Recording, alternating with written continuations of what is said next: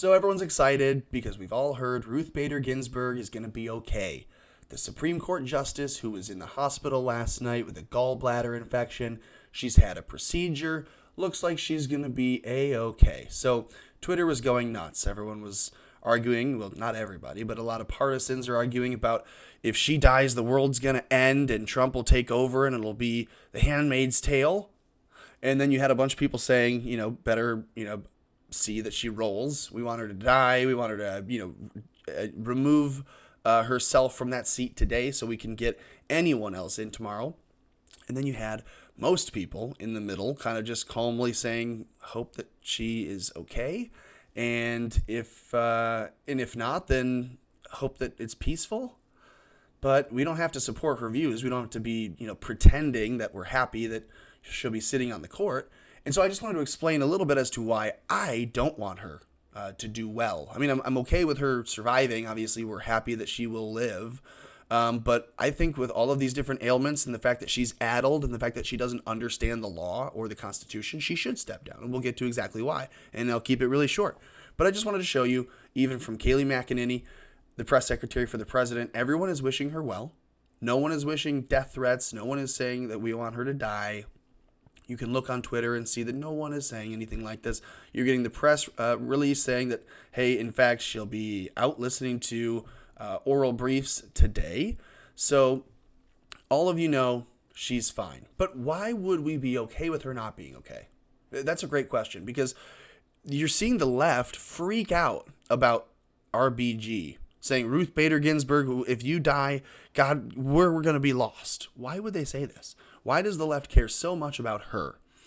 She is the linchpin holding together abortion and abortion rights in the United States. Roe V. Wade is held up by the fact that they have the court weighted 5-4 lefties.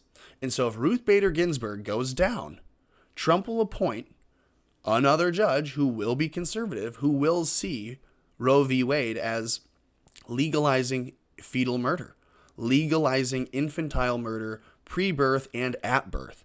And if you didn't know, New York State and New Jersey, both, I believe, and Virginia, allow during birth abortion, essentially abortion up and through the moment of birth. So you can have a live birth or a partial birth abortion. They're literally just pulling a baby out of the mother, killing it while its head is still inside the birth canal. So your baby's head is still in your vagina, but the whole body is out. And then they're killing it, they're stabbing it in the brain, and they're removing its brain and screwing it up and cutting its limbs off. And then they pull the rest of it out. And if you don't know that that's what an abortion is, then you don't know enough. Then you're reading this propaganda that says 90% of abortions are just little chemical abortions. Well, that's not true, because right here you can see 600 million chemical abortions in the last number of decades, and that's all that's just been reported. But you can see right here, abortion statistics vary by source because reporting is not mandatory. So one source says, the CDC says it's just over 500,000 abortions in 2016. Another source says it was over 800,000 in 2018. Can you think that it's probably at least 1 million abortions a year in the United States, if not more? Is it not possible that it's with chemical abortions far more than that? You can't say that most abortions are chemical abortions and then say, well, that million, they're also almost all chemical abortions. No, they're not. They are cutting babies apart with forceps and knives and scalpels, and then they're removing them piece by piece. And in some cases, they're keeping the baby alive when they do this. You heard Governor Northam in Virginia on the radio say, we got to keep them nice and comfortable. We tell the mother, while she's sedated, that we're going to keep the baby comfortable and alive after the birth, but before the abortion. So it's an aborted baby, but it's not a birthed baby, and it's alive.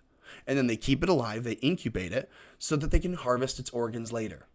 And he says this on the radio 2 years ago.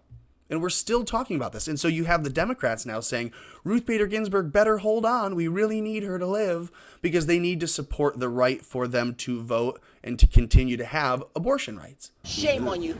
You wouldn't have abortion rights if Amy Coney Barrett was put on the court. And here's why. One, she believes in God. She's a Catholic, I believe. Christianity in itself says you can't abort a child. Anyone who goes to church and says, well, I do believe in choice, then you just believe in fetal murder. You believe in murdering a fetus, which is a baby.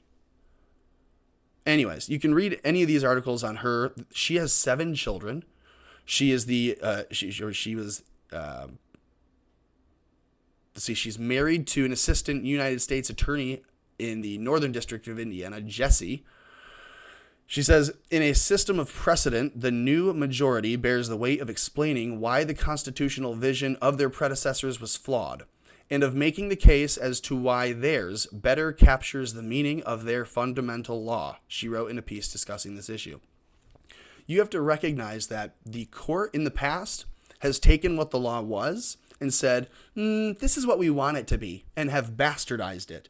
And for 70 years now, you've had schools and teachers and your friends, your neighbors, your churches. Everyone has told you that that's now correct because that's what they've been taught. And so now we have to go back and constitutionally look at what the law says and agree. Are we allowing murder? No. Do we allow the harm of another being? No.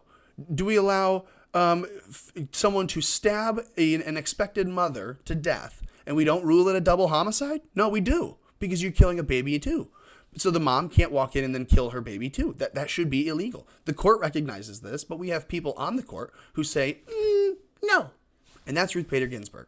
So while the Democrats hope that she survives, others just hope that she leaves the bench by any means. But of course, we hope that she gets better.